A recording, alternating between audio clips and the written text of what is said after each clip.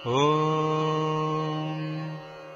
साईश्वराय विद्महे सत्यदेवाय धीमहि तन्नः सर्वः प्रचोदयात्।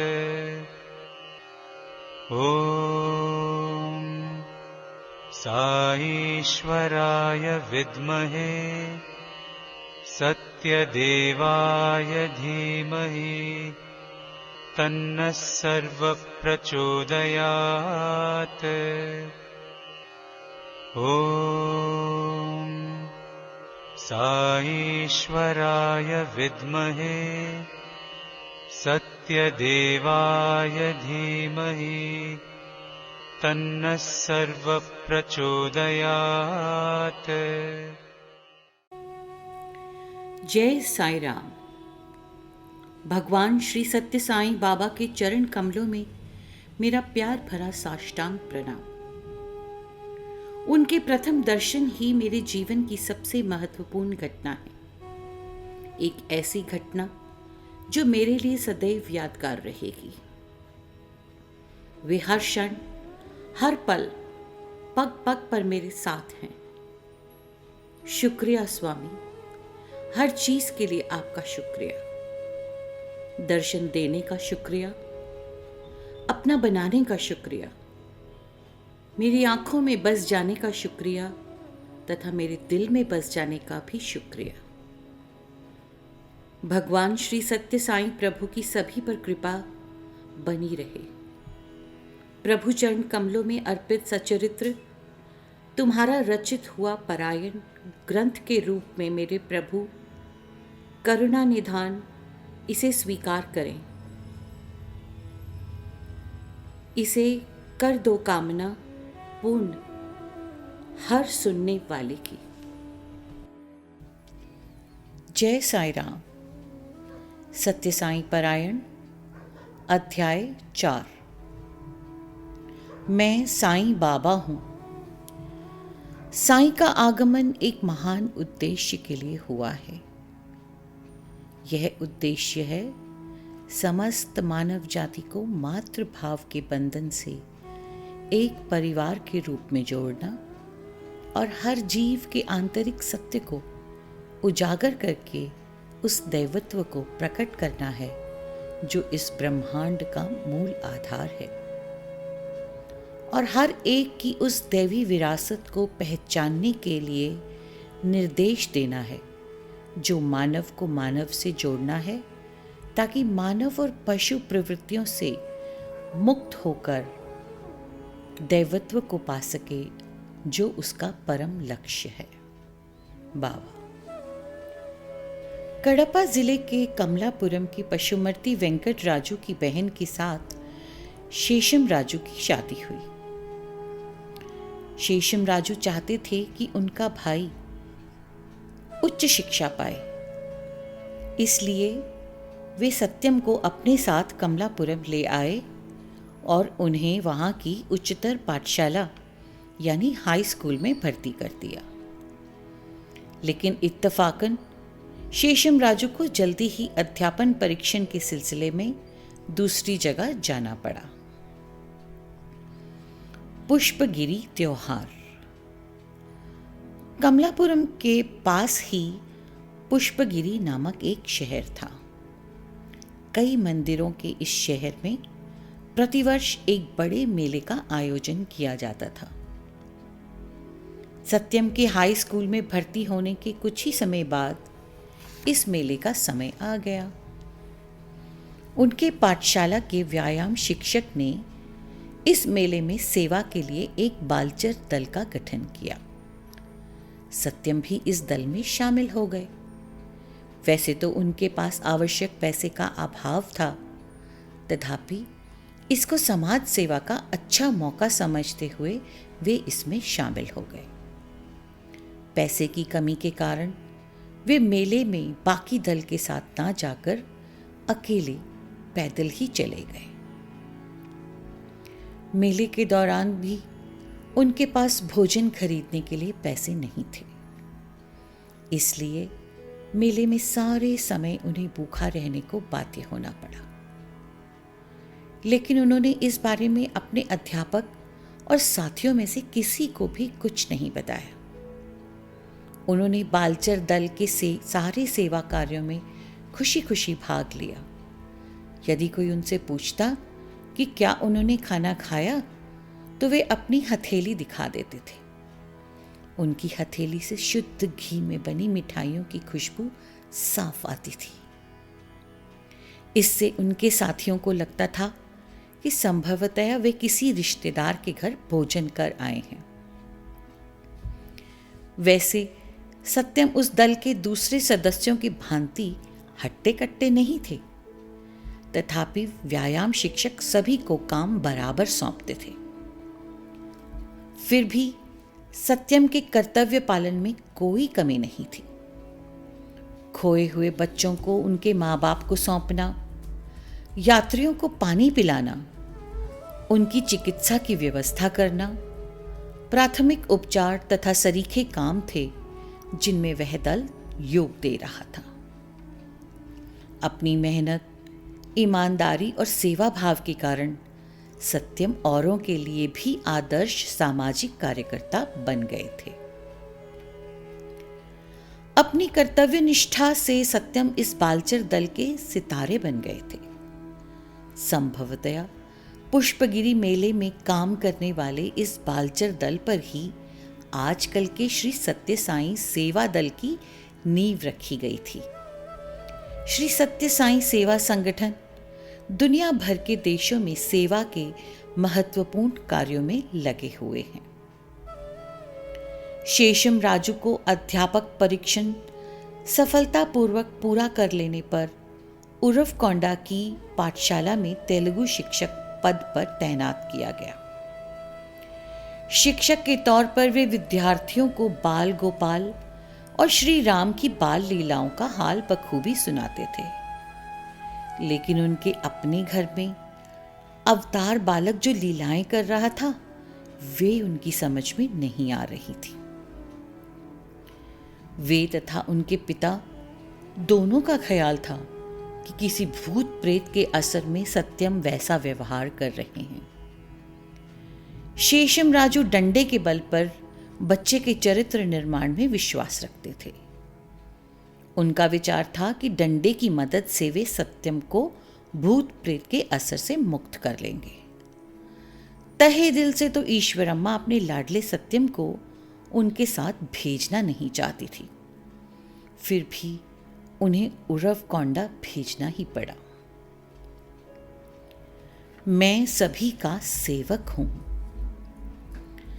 सत्यम को उरवकोंडा के हाई स्कूल में 8वीं कक्षा में भर्ती किया गया था। उनके घर में पीने के पानी शहर से 1 मील की दूरी पर स्थित कुएं से लाना पड़ता था। इसके लिए सत्यम को हर रोज सुबह शाम 5-6 बार पानी लेने के लिए जाना पड़ता था। वे कंधे पर बंगी रखे उस पर दोनों ओर पानी के 2 बड़े घड़े लटकाए पानी लाते थे। अड़ोस पड़ोस के लोगों में सत्यम अपने मिलनसारपन और सेवा भाव के लिए सुविदित हो गए थे। वे भी कभी कभार सत्यम को पीने का पानी ले आने को कहते थे, जिसको सत्यम खुशी खुशी कर लिया करते थे। छुट्टियों में सत्यम पुट्टपर्ती गए थे। मां ने अपने दुलारे का तेल स्नान कराना चाहा। ईश्वरम्मा जब उनके बदन पर तेल मालिश करने लगी तो उन्हें सत्यम के कंधों पर एक काले दाग तथा सख्त पपड़ी मिली। ईश्वरम्मा ने इसकी वजह जाननी चाही तो सत्यम इसे टाल दिए। लेकिन जब माता के बार बार पूछने पर वे बहाना न बना पाए तो उन्होंने चेहरे पर मुस्कान के साथ कहा, शायद यह मुझे अपने भाई के घर पर भंगी पर पानी लाने की वजह से है। आंखों में आंसू भरे माता ने जब पूछा कि उन्हें सारे परिवार के लिए पानी लाने की क्या जरूरत है, तो सत्यम बोले, वे लोग खारा पानी पीकर कैसे जिंदा रह सकते हैं। इसके अलावा मेरी अच्छी माँ मैं सेवा के लिए ही तो आया हूं। इस पर भी मां को कोई संतोष नहीं हुआ, बल्कि और भी चिंतित हुई।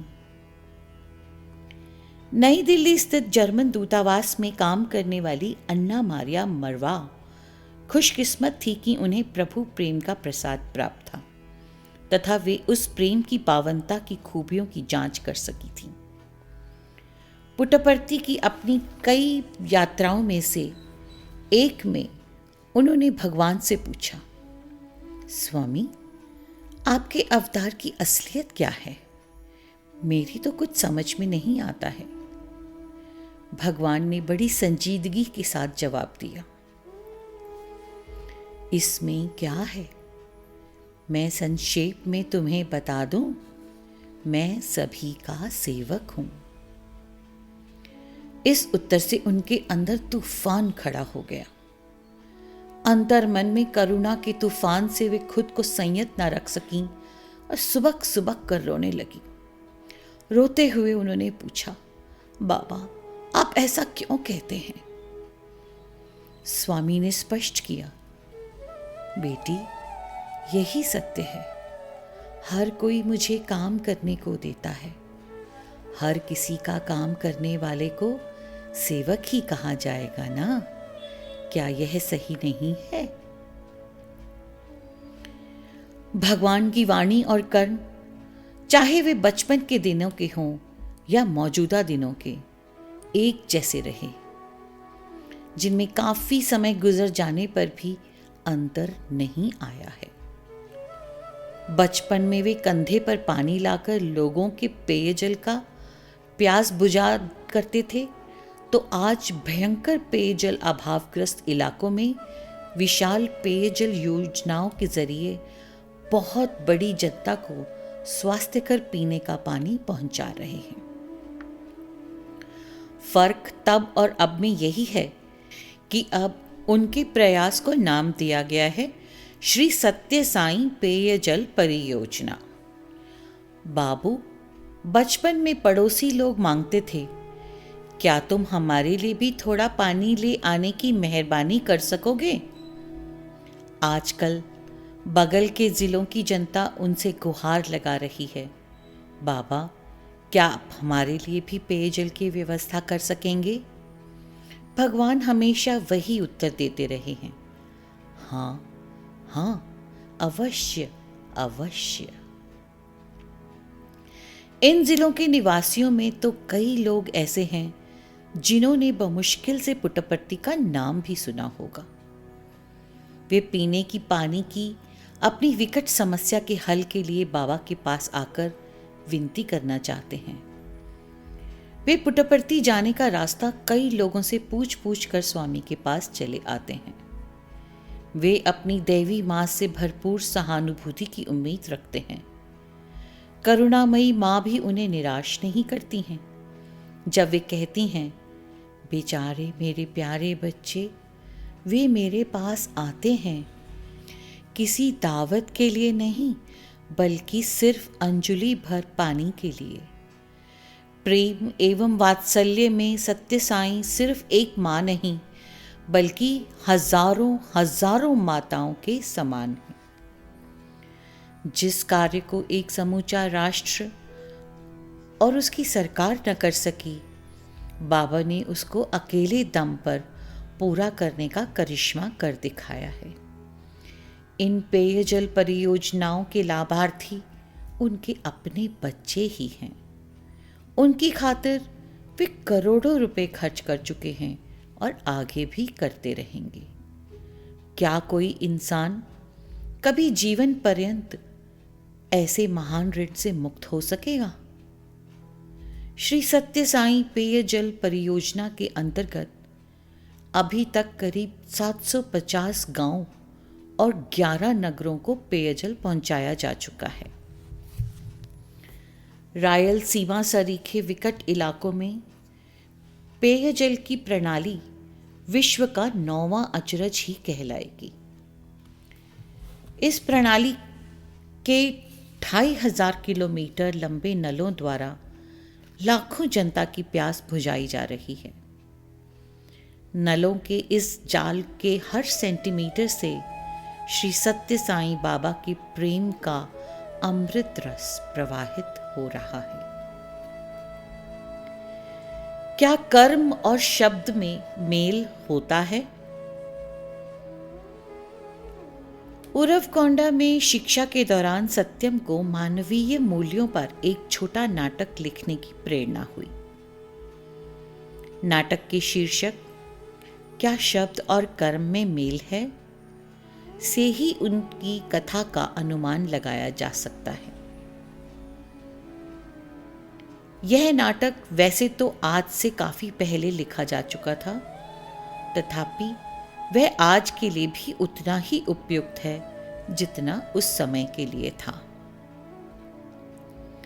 नाटक के प्रथम अंक में एक महिला कुछ स्त्रियों के समूह को महाभागवतम को पढ़कर सुना रही है तथा उसका अर्थ भी उन्हें समझाती है। वह अपनी श्रोताओं को नसीहत दे रही है कि उन्हें स्वस्थ शरीर तथा आलसी भिखारियों को कदापि दान नहीं देना चाहिए।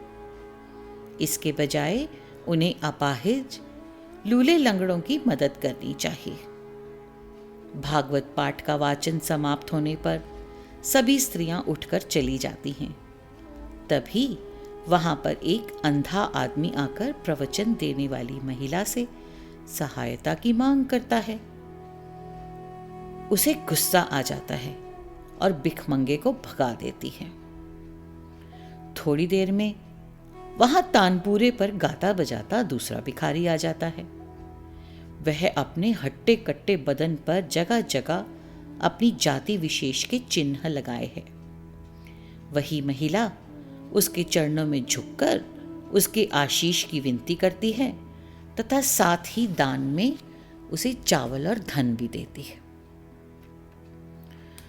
उसका बेटा कृष्ण इस व्यवहार को देख रहा है। वह विनम्रता से मां से पूछता है, मां, धार्मिक उपदेश देते समय तुमने अपने श्रोताओं को क्या सिखाया और यहां पर अभी अभी तुमने क्या किया है? वह झल्ला कर उसे डांटती हुई कहती है, चुप रह। क्या कोई जैसा कहता है वैसा करता भी है? द्वितीय अंक में वही बालक अपने पिता के साथ उनके कार्यालय में बैठा है। उसके पिता उसे शिक्षा का महत्व समझा रहे हैं तथा उसे नसीहत देते हैं कि हर व्यक्ति को जीवन में आने वाली सारी बाधाओं को पार कर अच्छी शिक्षा हासिल करने की कोशिश करनी चाहिए। दफ्तर की खुली खिड़की से एक गरीब लड़का बाप बेटे के बीच चलने वाले इस वार्तालाप को सुन रहा है। बाप की बातों से प्रोत्साहित होकर वह अंदर आता है और कहने लगता है, श्रीमन, आप जैसे महान लोगों की आर्थिक सहायता प्राप्त कर मैं पाठशाला की फीस दे देता हूँ, लेकिन इस महीने की फीस चुकता करने के लिए मेरे पास 1 रुपए की कमी है। कृपया करके मेरी मदद कर दीजिए। श्रीमान जी कहते हैं कि उनके पास एक पैसा भी नहीं है और अपना खाली बटुआ खोलकर उसको दिखाते हैं। चुनांचे वह गरीब छात्र निराश वापस चल देता है। उसी समय उनके कार्यालय के कुछ साथी आ जाते हैं और कहते हैं, उनके कार्यालय में आए नए अधिकारी के स्वागत के चाय पानी के आयोजन का विचार है, जिसके लिए वे उससे चंदे की मांग रखते हैं। वह उनसे कहता है कि इस कार्यक्रम का जोश खरोश के साथ आयोजन किया जाए। इसके लिए वह अपनी तरफ से 20 रुपए दे देते हैं। उसका बेटा कृष्ण, जो अभी तक चुपचाप सब देख रहा, अंततः वह अपने पिता से पूछता है, अभी अभी तो आप शिक्षा के महत्व पर खूब बातें कर रहे थे और कह रहे थे कि इंसान चाहे किसी परिस्थिति में हो, उसे बेहतर शिक्षा प्राप्त करने की कोशिश करनी चाहिए। लेकिन जब वह गरीब लड़का आपसे फीस देने के लिए सिर्फ 1 रुपए की मांग करने लगा, तो आपने उसे भगा दिया। और दूसरी ओर आपने खाली दिखावे के कार्य के लिए पूरे 20 रुपए निकाल कर दे दिए। ऐसा क्यों? इस पर उसका बाप बड़ा नाराज होकर कहता है,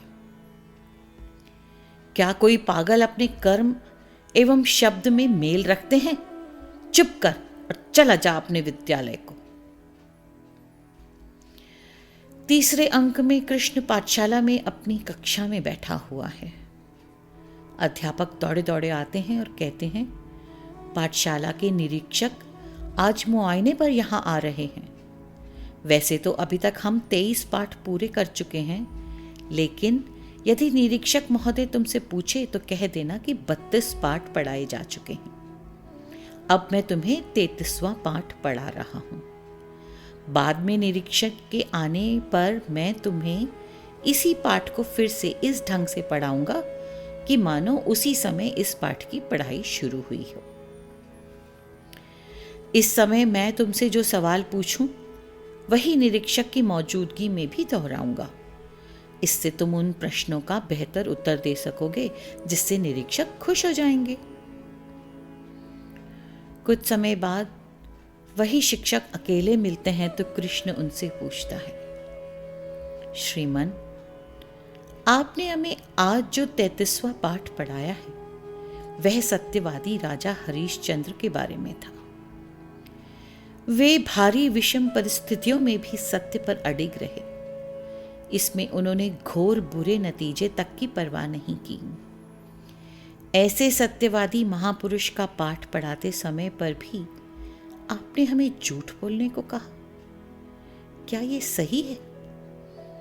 अध्यापक गुस्से से लाल पीले हो जाते हैं और उसे डांटते हुए कहते हैं, क्या कोई ऐसा है जिसकी कथनी और करनी में फर्क ना हो?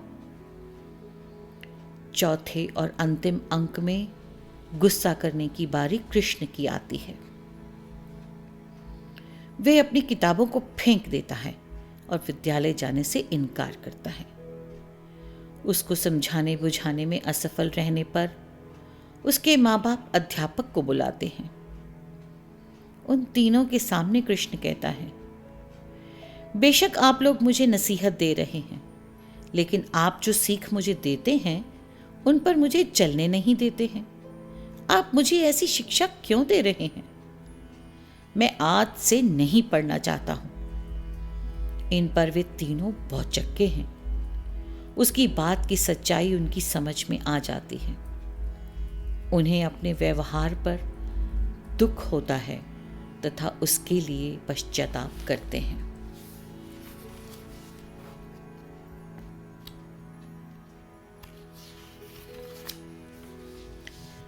यह सत्यम द्वारा बचपन में लिखे नाटक का सारांश है। उस समय वे केवल 12 साल के थे। इस नाटक का जब मंचन किया गया तो उसमें कृष्ण की भूमिका भी उन्होंने ही अदा की। इसके जरिए सत्यम ने समस्त विश्व को संदेश दिया कि मनुष्य को ढकोसलेबाजी छोड़ देनी चाहिए तथा वह जैसा कहता है वैसा करना भी चाहिए। उस दिन से लेकर आज तक लगातार वे लोगों को वही उद्बोधन कर रहे हैं। केवल बोलना ही काफी नहीं है, तुम्हारे कर्म भी वैसे ही होने चाहिए जैसा तुम कहते हो। उनका यह संदेश आज सारे संसार में गूंज रहा है और हर साधक आध्यात्मिक तरक्की के लिए इस पर आचरण करने का प्रयत्न कर रहा है। घोड़ा और मन। उन दिनों में सत्यम उर्फ कोंडा में रहते थे। वहां एक मुसलमान था जो घोड़ा गाड़ी चलाकर अपने परिवार की गुजर बसर चलाया करता था। एक बार उसका घोड़ा खो गया। जब भारी ढूंढ खोज के बाद भी घोड़ा नहीं मिला तो वह सत्यम के पास सहायता के लिए आया। सत्यम ने उसको बताया कि घोड़ा शहर से 1.5 मील दूर जंगल में चला गया है और उसे वहां जाकर वह घोड़ा ले आए। वहां जाने पर उसने अपने घोड़े को घास चरते हुए पाया। इससे सत्यम शहर के मुसलमानों के प्रिय बन गए। उनकी इस असाधारण क्षमता की खबर बात ही बात में चारों ओर फैल गई। कई वर्ष पूर्व शिरडी साईं ने भी ऐसा ही चमत्कार कर दिखाया था। उस समय औरंगाबाद जिले के धूपखेड़ा गांव के एक संपन्न मुसलमान चांद भाई पटेल की घोड़ी खो गई थी। घोड़ी को ढूंढने की काफी कोशिशों के बाद भी जब वह नहीं मिली तो चांद भाई थके मांदे घोड़ी की काठी उठाए चले जा रहे थे। घोड़ी की मिलने की कोई आशा नहीं रह गई थी। तभी शिरडी बाबा की निगाह उन पर पड़ गई। उन्होंने चांद भाई पर दया आ गई और बताया कि घोड़ी पास ही एक नाले की ढलान पर घास चर रही है तथा वे जाकर उसको ले आए। बाबा की कहे अनुसार घोड़ी को सही सलामत पाकर चांद भाई को बड़ा अचरज हुआ था। इन दोनों घटनाओं में काफी समानता है। अवश्य ही इसका गूढ़ अर्थ है। घोड़ा स्वभाव से चंचल होता है। वह कभी चैन से नहीं रह सकता है। खाली खड़ा भी रहेगा तो पूंछ हिलाता रहेगा अथवा उसका पांव को लगातार हिलाता चला जाएगा। वह मनुष्य के मन का प्रतीक है जो उसी भांति चंचल होता है। अश्व संस्कृत शब्द है जिसका मतलब घोड़ा होता है। घोड़ा तो सिर्फ उसका बाहरी स्वरूप है। इसका असली मंतव्य उसकी चंचलता से है। ऐसा ही अश्वमेघ शब्द है जिसका शाब्दिक अर्थ तो घोड़े की बलि होता है, लेकिन इसका असली मतलब अपने चंचल मन को प्रभु को समर्पित करना होता है।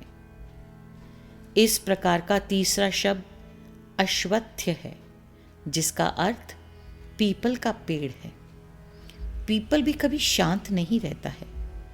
इसकी पत्तियां हर समय हरकत में रहती हैं, भले ही हवा बिल्कुल न बह रही हो। इसी तरह मनुष्य मन भी सदा चंचल रहता है, चाहे वह सोता हो या जागा हुआ हो।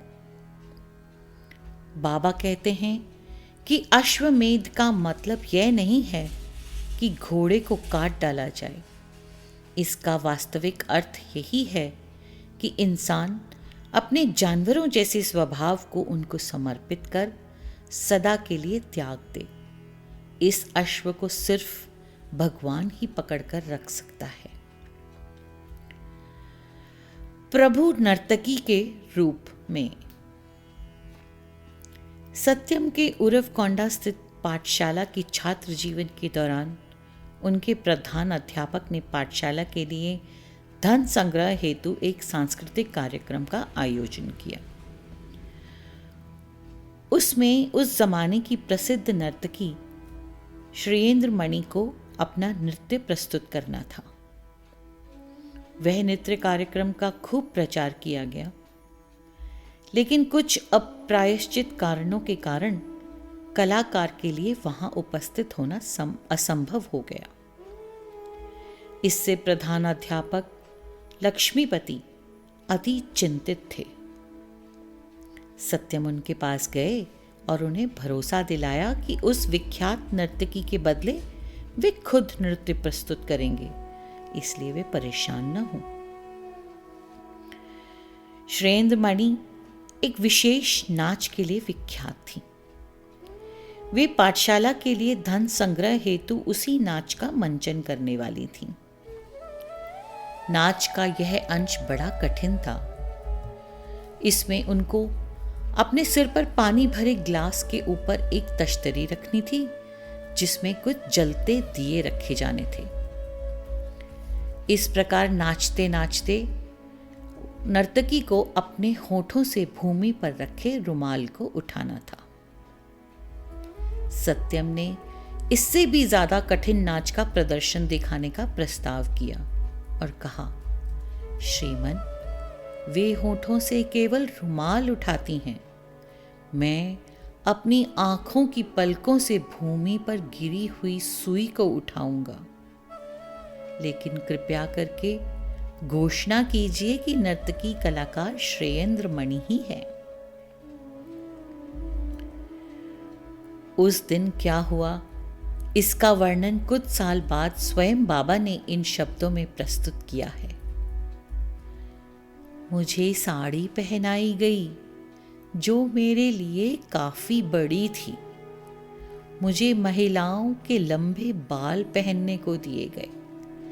जैसा कि सभी को पता है, नर्तकी को नाचते समय अपने बालों को एक ओर से दूसरी ओर लहराना पड़ता है, इसलिए वे बाल काफी घने और लंबे थे। नाचते समय बाल कहीं मेरे सिर से ना गिर जाएं, यह सुनिश्चित करने के लिए उन्हें कई जगह से बांधा गया। मेरे पांव पर घुंघरू बंधी हुई थी। मुझे श्रृंगार कक्ष से नृत्य स्थल पर पालकी से ले जाया गया। नर्तकी श्रेयेंद्र मणि के नाम के कारण कार्यक्रम के टिकटों की बड़ी भारी मांग थी। कार्यक्रम के शुरू में जैसे ही संगीत वाद्यों का बजना शुरू हुआ, मैंने धीरे धीरे घुंघरुओं व उनसे बंधी घंटियों से स्वर निकालना शुरू कर दिया। इससे दर्शक मंत्रमुग्ध हो गए। लोगों के देखते देखते प्रधान अध्यापक ने मेरे सिर पर पानी भरा ग्लास रख दिया। दूसरे अध्यापक ने सावधानी पूर्वक उसके ऊपर तश्तरी और उसके ऊपर जलते हुए दिए रख दिए। यह काम दर्शकों के सामने ही किया गया, जिससे उन्हें जरा भी संशय ना रहे कि उन्होंने पहले से मेरे सिर से चिपका कर रखा गया हो। अब नाच की तर्ज पर बाजे बजने लगे। मैंने नाचते हुए चारों ओर घूमना शुरू किया। अनायास ही मैं झुका और भूमि पर रखी हुई सुई को आंखों की पलकों से उठा दिया। इसे देखकर दर्शकों ने भारी करतल ध्वनि की, जो लंबे समय तक चलती रही। उस समय जिले के कलेक्टर एक अंग्रेज थे। वे मुझे एक पदक प्रदान करने मंच पर आए। पारितोषिक देने के पूर्व वे मुझे स्पर्श करना चाहते थे। जब मैंने मना किया तो उन्होंने कहा, मैं तुम्हारे भाई के समान हूं। मैं पदक को तुम्हारे गले में डालना चाहता हूं। मैंने उत्तर दिया, तो मैं आपकी बहन के समान हूं, इसे मेरे हाथ में दे दीजिए।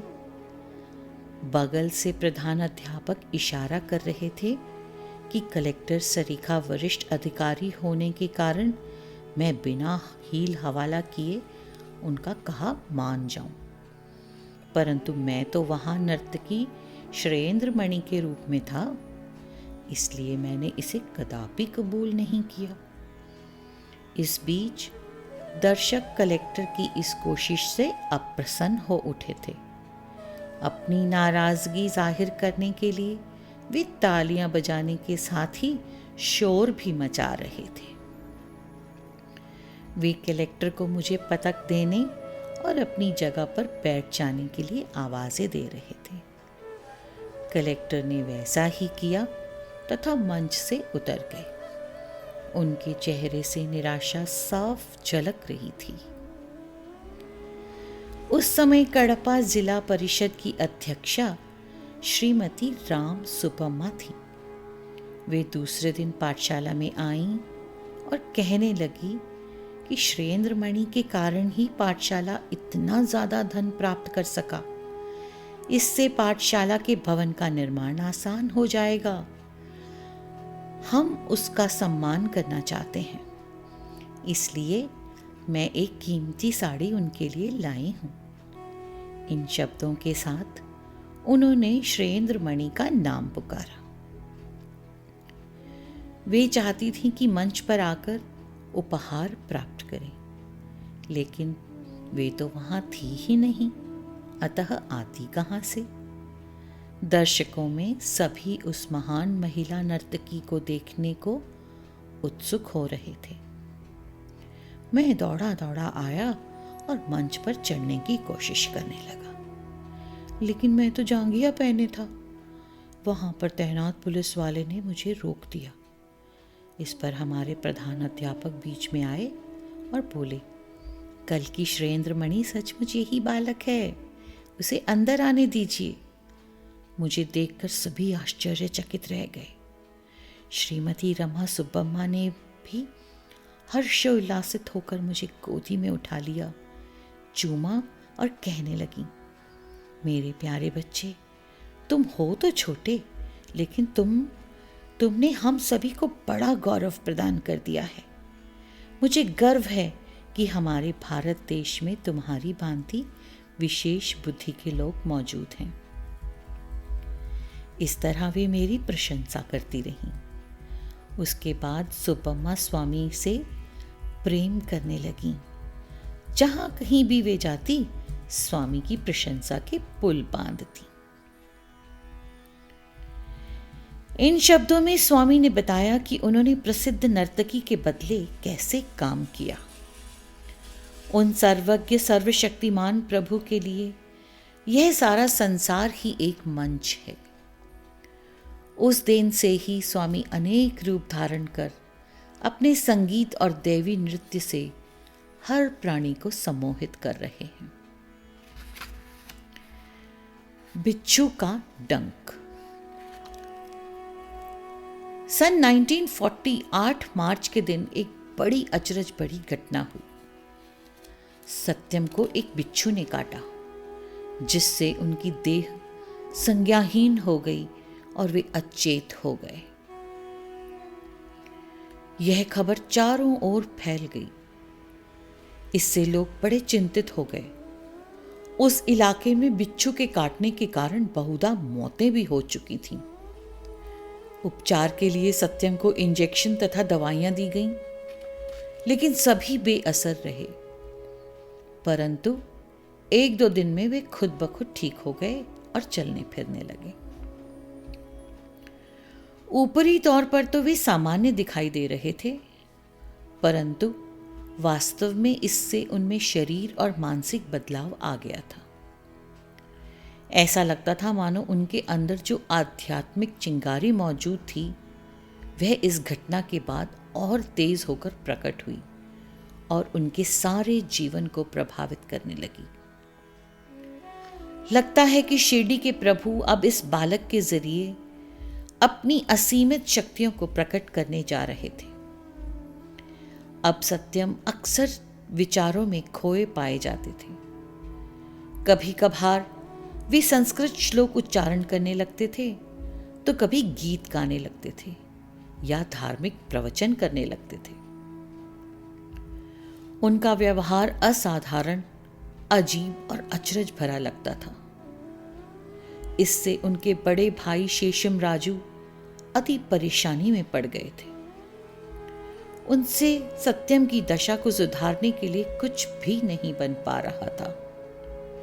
इसलिए उन्होंने अपने माता पिता को खबर कर सारी बातें बता दी तथा तुरंत वहां आने को कहा। कुछ साल बाद एक सज्जन ने बाबा की मौजूदगी में भाषण करते हुए कहा, स्वामी को एक बिच्छू ने काट लिया था। यही उस दिन से उनके आध्यात्मिक शक्तियों को प्राप्त करने की मूल वजह है। उसके बाद प्रवचन करते हुए बाबा ने कहा, जिस व्यक्ति ने अभी भाषण किया है, उसका कहना है कि स्वामी को आध्यात्मिक शक्तियां एक बिच्छू के काटने से मिली हैं। उन्हें 100 बिच्छू काट लें, तब जाकर हम देखें कि उसके फलस्वरूप उन्हें कौन सी आध्यात्मिक शक्तियां प्राप्त होती हैं। इसमें कोई शक नहीं है कि बिच्छू के काटने वाली घटना के बाद ही स्वामी के जीवन में एक मोड़ आ गया, लेकिन अवश्य ही उनकी दैवी शक्तियां उसके फलस्वरूप नहीं थीं। यह सिर्फ उनके अपने दैवत्व को उजागर करने के और उनके दैवी संकल्प का द्योतक है। विद्वान की गलती का सुधार। एक दिन सत्यम को गहन विचारों में खोया हुआ पाया गया। अचानक ही उन्होंने कहा, पड़ोस में ही नारायण शास्त्री महाभागवत पढ़ते हुए गलती कर रहे हैं, उन्हें यहां आने को कहो। नारायण शास्त्री प्रकांड विद्वान थे।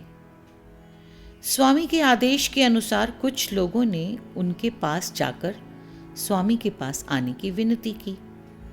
इस पर उन्होंने कहा, अरे वह तो छोटा बच्चा है, वह मेरे पारायण में गलती निकालने वाला कौन है? उन्होंने सत्यम के सामने पेश होने की जरूरत नहीं समझी,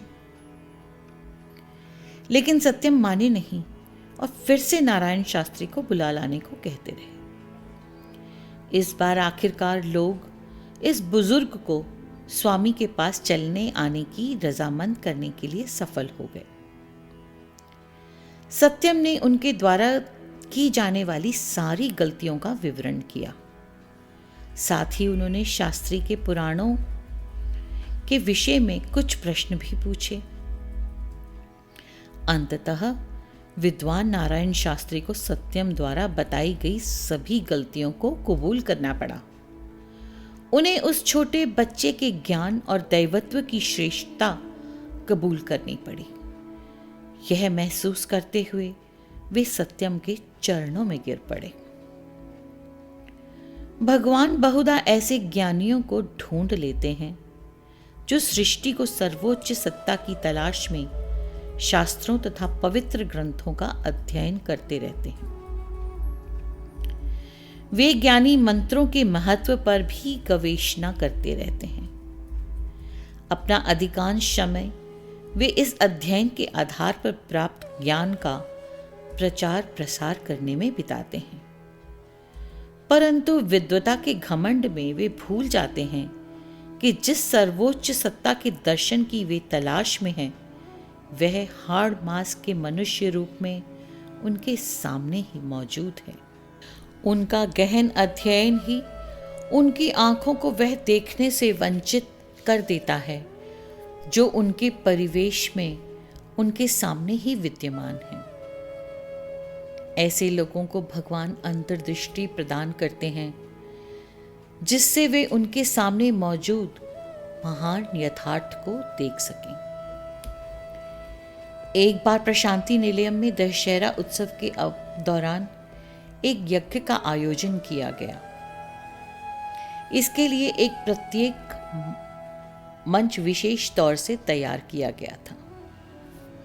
वेद एवं शास्त्र के प्रकांड विद्वानों को इस हेतु आमंत्रित किया गया था, परंतु इन विद्वानों को बाबा के दैवत्व में कोई विश्वास नहीं था।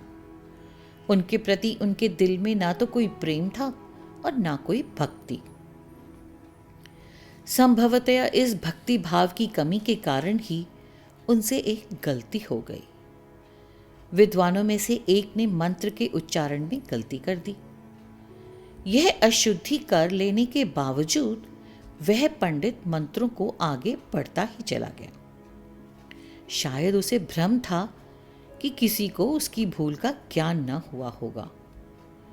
भगवान उसकी ओर मुड़े, कुछ देर तक तो उसको घूर कर देखते रहे और उसको डांटते हुए कहने लगे, शास्त्री जरा इसको फिर से तो पढ़ो। सिर्फ इतना कहने भर से ही वह विद्वान पंडित थर थर कांपने लगा, मानो कि किसी ने उस पर कोड़े मारे हों। तब स्वामी ने उस मंत्र का पूरी तौर से शुद्ध उच्चारण किया। वहां पर मौजूद सभी पंडित दंग रह गए। फिर तो उन्होंने स्वामी के साथ ही मंत्रों का एकदम सही उच्चारण करते हुए पढ़ना शुरू किया।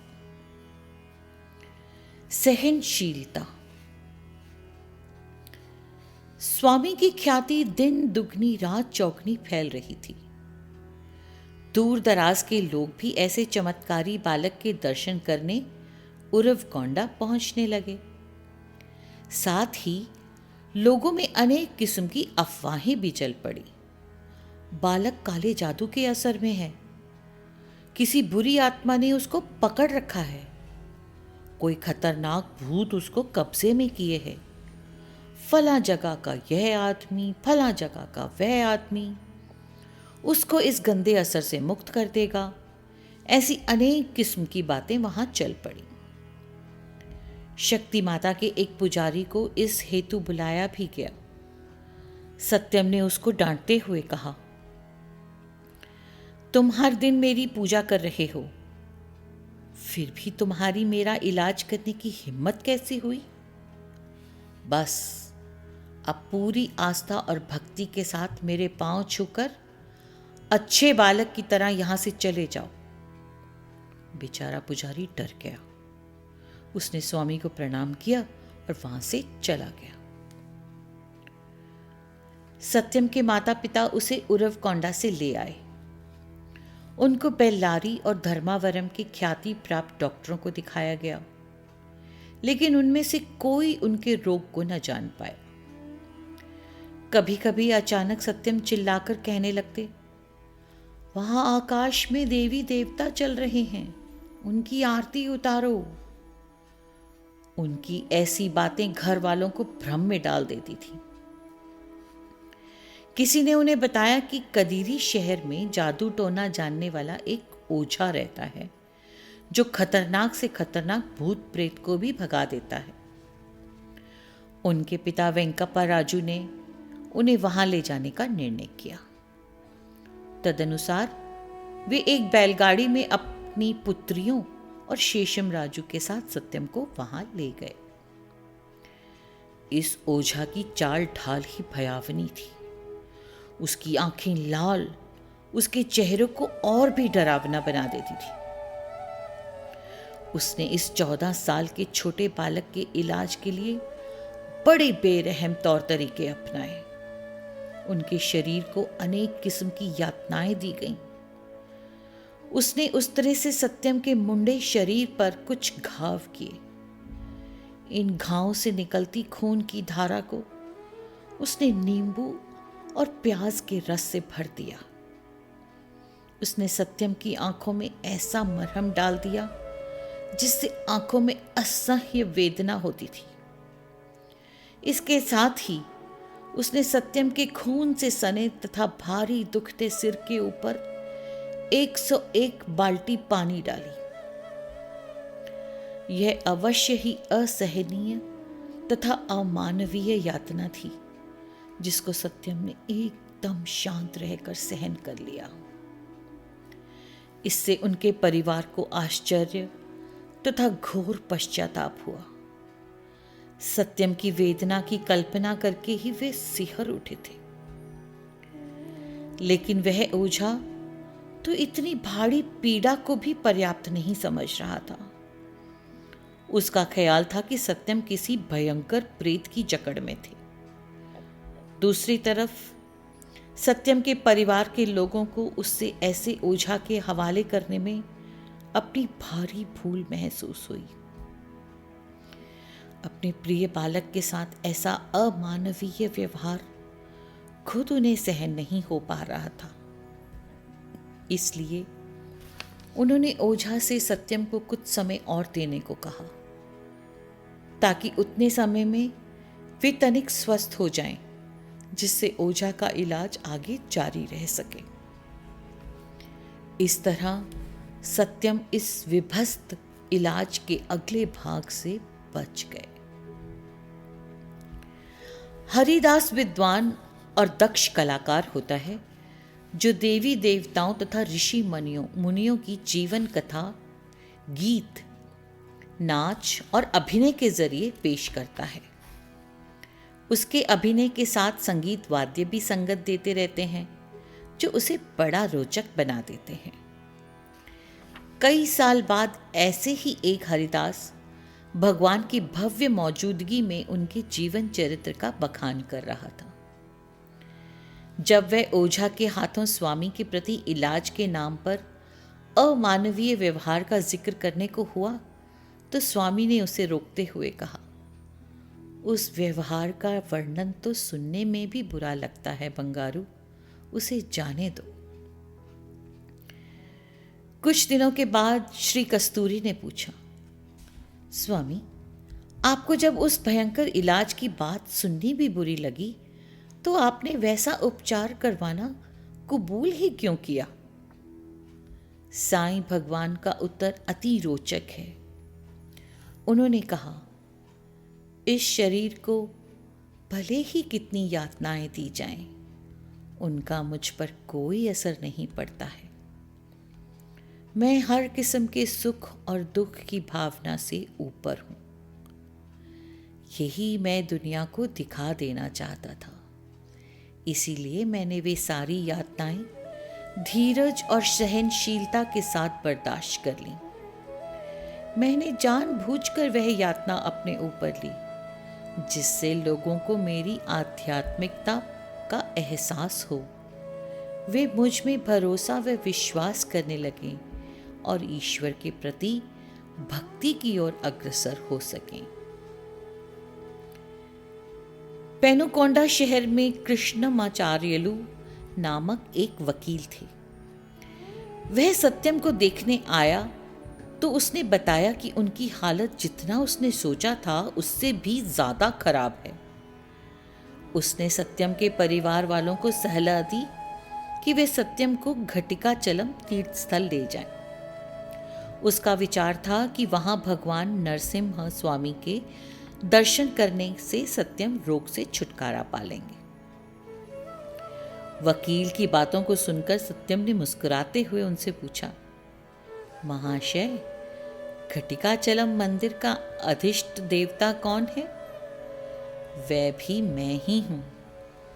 क्या आप सलाह दे रहे हैं कि अपने इलाज के लिए मैं खुद अपना दर्शन कराऊं? मैं साईं बाबा हूं। सत्यम 1940 23 मई को पुट्टपर्ती में अपने घर के आंगन में बैठे थे। वे मिश्री और फूल सृजित कर हर किसी को दे रहे थे। वहां पर उपस्थित लोग प्रसन्न थे तथा इस नजारे का आनंद ले रहे थे। उनमें से कुछ लोग पेद्द वेंकप्पराजू के पास गए और उन्हें भी इस अलौकिक दृश्य देखने का आग्रह किया, लेकिन सत्यम के पिता तो उनके इस कार्य को सिर्फ हाथ की सफाई और कलाबाजी मानते थे, जिससे वे कदापि पसंद नहीं करते थे। वे आग्रह होकर एक डंडा हाथ में लिया और सीधे सत्यम के पास पहुंचकर पूछा, तुम कौन हो? मुझे बता, तुम भगवान हो या भूत प्रेत? सत्यम ने एकदम शांत भाव से पिता की ओर देखा। उन्होंने गंभीर तथा संयत लहजे में कहा, मैं साईं बाबा हूं। मैं आपत स्तंभ सूत्र का और भारद्वाज गोत्र का हूं। मैं तुम सभी की रक्षा करने आया हूं, क्योंकि तुम भयभीत हो तथा तुम लोगों में मानसिक संतुलन की कमी है। तुम्हारे वेंकावदूत ने मुझसे विनती की कि मैं तुम्हारे वंश में जन्म लूं। उस प्रार्थना के जवाब में मैं अवतार लेकर आया हूं। यह सुनकर वेंकप्पराजू दंग रह गए। उस महान अवधूत का नाम सुनते ही वेंकप्पराजू में यह बदलाव क्यों आ गया?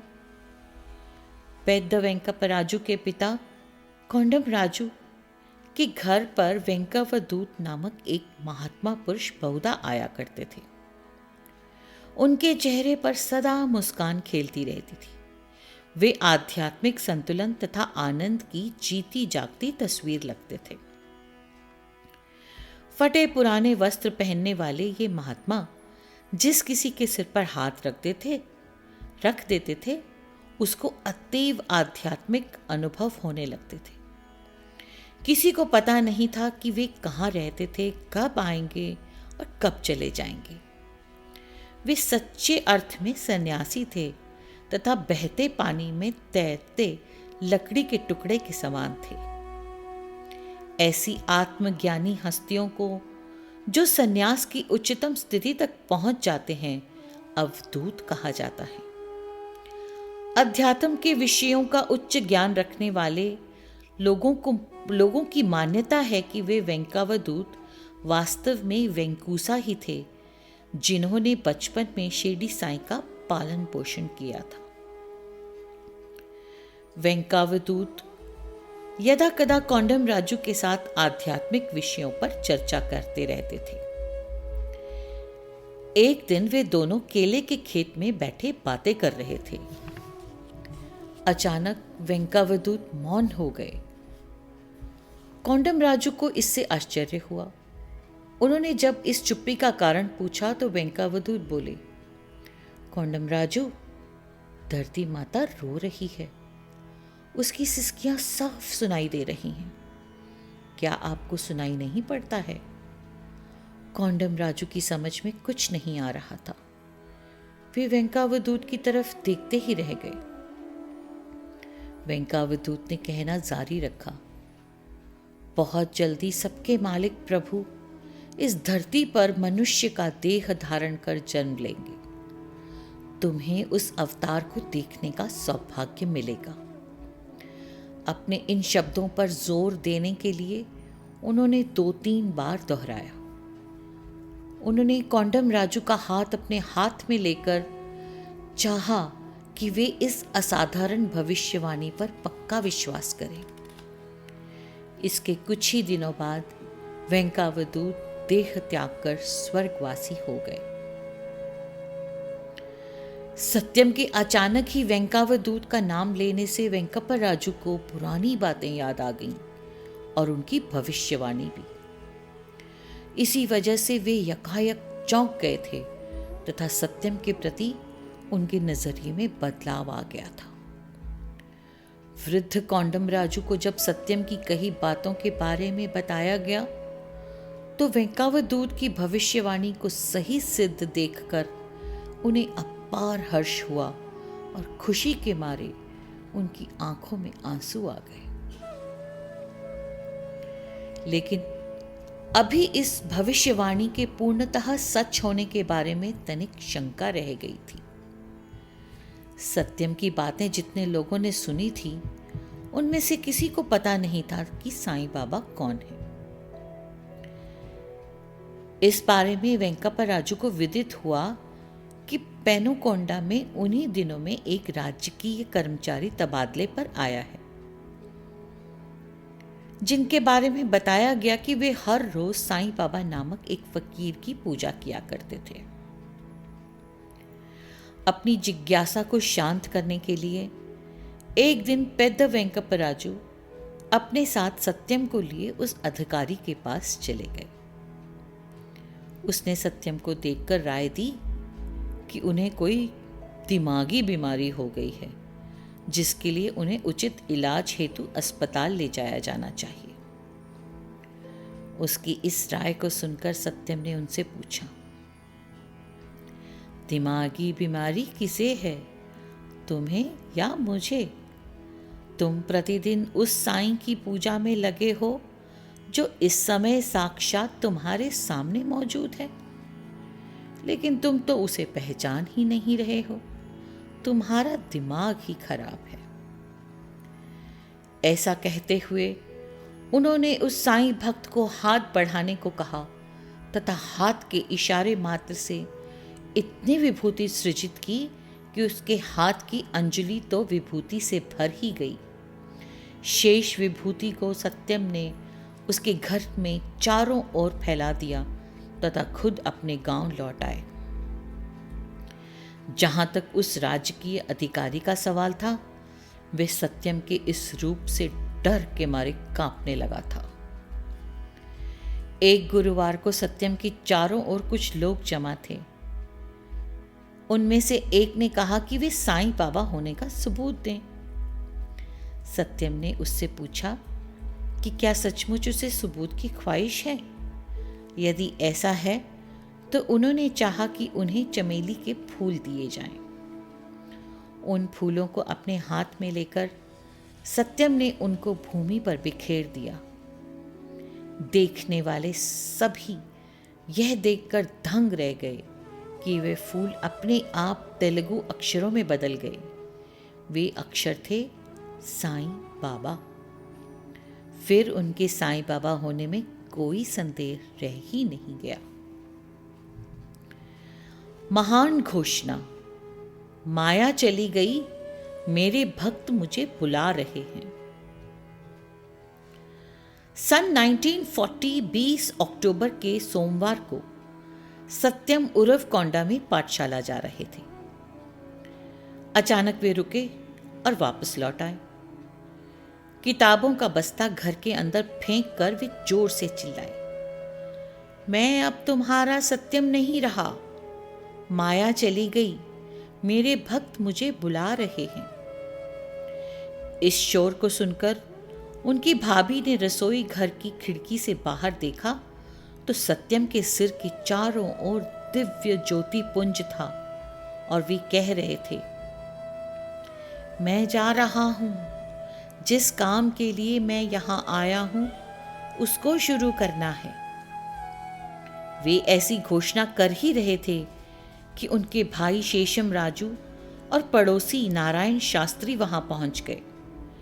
ज्योति पुंज को देखते ही नारायण शास्त्री तो सत्यम के चरणों में नतमस्तक हो गए और उनके भाई अवाक खड़े रहे। प्रकाश पुंज के कारण सत्यम का चेहरा अति भव्य लग रहा था। वे पास ही में स्थित बगीचे में चले गए। इसके मालिक श्री आंजनेय आयकारी निरीक्षक थे। सत्यम वहां एक शिला पर बैठ गए। बाकी सारे लोग उन्हें घेर कर खड़े थे।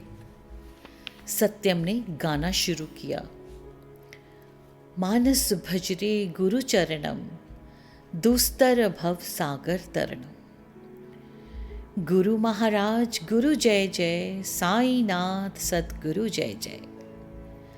ओम नमः शिवाय, ओम नमः शिवाय, ओम नमः शिवाय, शिवाय नमः ओम।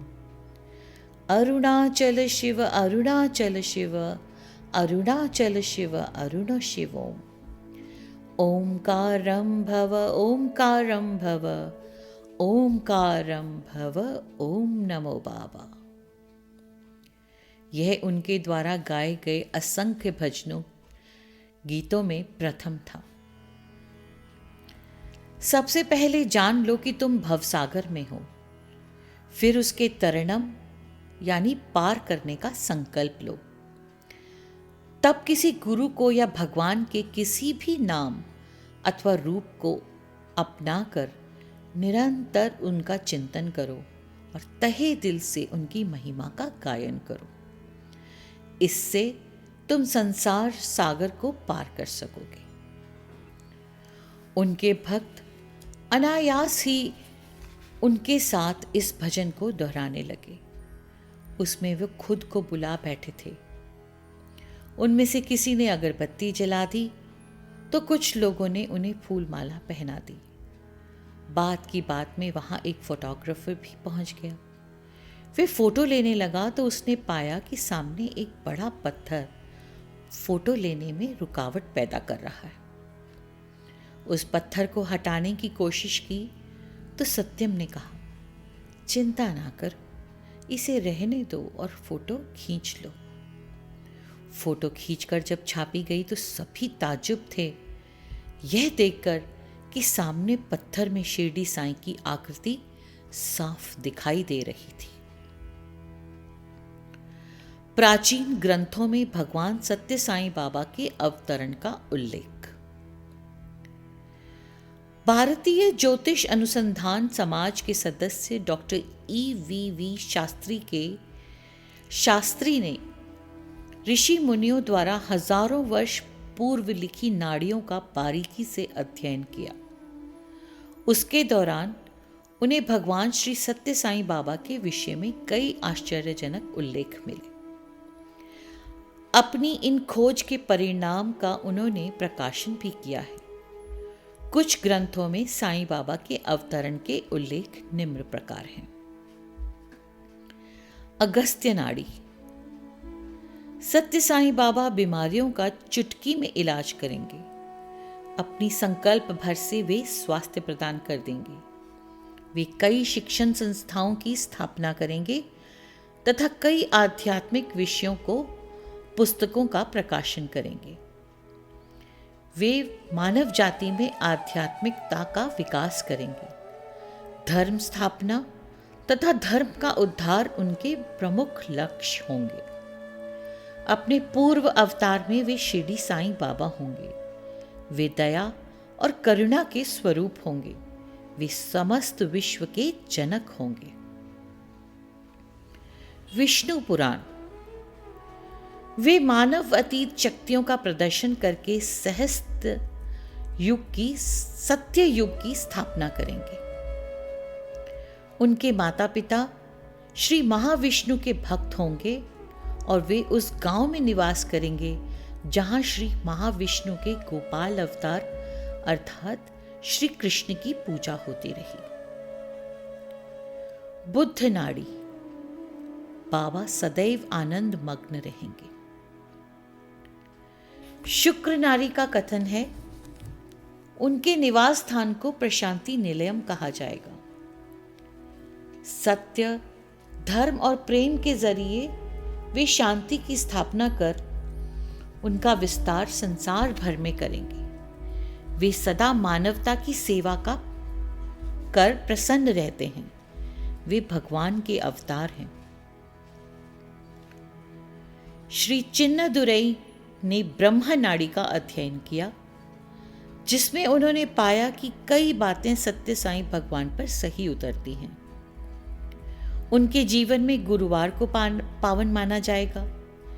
वे पुट्टपर्ती निवासी के रूप में अपने क्रियाकलापों से दिखाएंगे कि वे दूसरों की भांति ही साधारण व्यक्ति हैं। वे नारायण का नाम धारण करेंगे। वे शिव शक्ति के अवतार होंगे और पूर्व जन्म के शिरडी साईं अवतार होंगे। चित्रावती नदी तट के शांत माहौल में जन्मे वे स्थित प्रज्ञता के साक्षात स्वरूप होंगे। पलनी स्थित सुब्रमण्यम स्वामी मंदिर में सुरक्षित नाड़ी में लिखा है कि तमिल, केरल और कर्नाटक इलाकों से घिरे आंध्र इलाके में चित्रावती नदी के तट पर भगवान अवतार लेंगे। उनका नाम सत्यनारायण होगा। वे महायोगी, सर्वोच्च योगी होंगे। वे कभी नहीं सोएंगे। महर्षि पाराशर द्वारा रचित पद्म पुराण में जिक्र मिलता है, पर्ती नाम के गांव में सत्यम नामक एक व्यक्ति जन्म लेगा। उसकी ऊंचाई 5 फुट 3 इंच होगी। उसकी विशेषता यह होगी कि उसमें चुंबक की भांति दुनिया भर के लोगों को अपनी ओर आकर्षित करने की शक्ति होगी। बाबा ने खुद भी अपने भक्तों को बताया है कि पद्म पुराण का अंग्रेजी में अनुवाद विल्सन नाम के अंग्रेज ने किया है। बाबा ने यह भी बताया है कि जैमिनी भारतम संपूर्ण रूप से कुछ आध्यात्मिक साधकों के पास मौजूद है। उसमें सत्य साईं के बारे में जिक्र है। श्री अरविंद महर्षि एक महायोगी थे। चेन्नई के निकट पुदुचेरी, पांडिचेरी जो है, में उनका आश्रम है, जहां पर वे सन 1923 से सन 1926 तक गहन आध्यात्मिक साधना में लगे थे।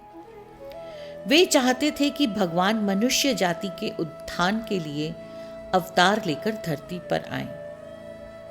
सन 1926 24 नवंबर को समाधि टूटते ही उन्होंने घोषणा की, भगवान ने कल इस धरती पर अवतार लिया।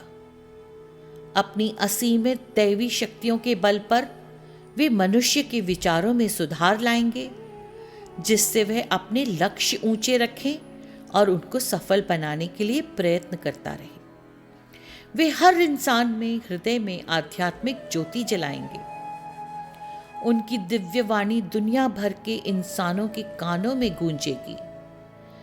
स्पष्ट है कि श्री अरविंद महर्षि ने भगवान के अवतार लेने की जो तिथि बताई थी वह श्री सत्य साईं बाबा की ही जन्म तिथि थी। मोहम्मद पैगंबर के प्रवचनों को उनके देहांत के 700 साल बाद एक संग्रह के रूप में प्रकाशित किया गया। 25 जिल्दों के इस संग्रह का नाम द ओशन ऑफ लाइट यानी प्रकाश का सागर है। इस संग्रह के 13वें जिल्द में भविष्य के विश्व गुरु के बारे में कई बातें बताई गई हैं, जो इस प्रकार हैं। उनके सिर के बाल बड़े घने होंगे, उनका मस्तक चौड़ा होगा, उनके गाल पर तिल होगा, उनका चेहरा साफ दाढ़ी बना सफाचट होगा। वे 2 कपड़े पहने रहेंगे जिनका रंग ज्योति की भांति लाल होगा। उनके चेहरे का वर्ण तांबे का, कभी सुनहरा, कभी भूरा और कभी चांद का जैसा होगा। उनका आकार छोटा और पांव महिलाओं जैसे नाजुक होंगे। अपने जन्म से ही वे संपूर्ण ज्ञान संपन्न होंगे। उसी भांति उन्हें जन्म से ही विश्व के सभी धर्मों के सिद्धांतों तथा शिक्षा का ज्ञान रहेगा। उस भगवान से जो विनती की जाए उसे मंजूर करने के लिए वे सक्षम रहेंगे। संसार की सारी संपत्ति उनके चरणों के पास रहेगी। वे अपने भक्तों के बीच विचरण करेंगे और ऐसा करते हुए अपनी हथेली से उनके सिरों का स्पर्श करेंगे।